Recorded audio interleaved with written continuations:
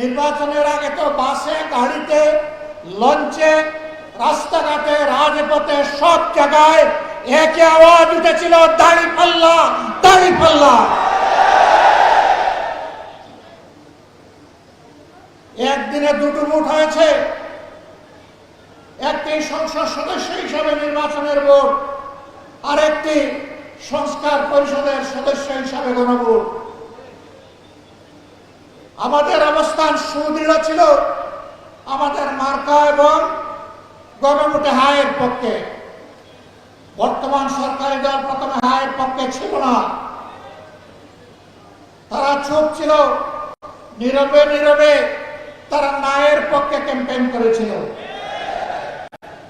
এরপরে জনরোষের মুখে পড়ে তাদের নেতাও কমপক্ষে একবার শহীদ আবু সাইদের এলাকায় গিয়ে বলতে বাধ্য হয়েছিলেন, 12 তারিখ দুটি ভোট, একটা গণভোট আর একটা জাতীয় সংসদের ভোট, আপনারা গণভোটে হাতে ভোট দেবেন।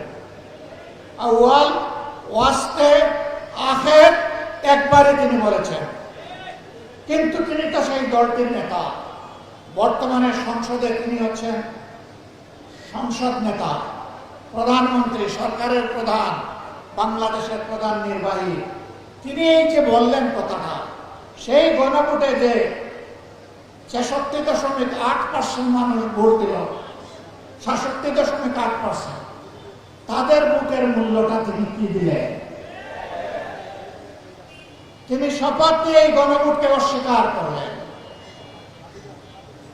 তার সহকর্মী, যাকে বলা হয় তিনি সর্বমন্ত্রী, সব মন্ত্রণালয় তিনি আজানও দেন, একামতও দেন, মাঝে মাঝে তিনি সংসদে ফতোয়াও দেন।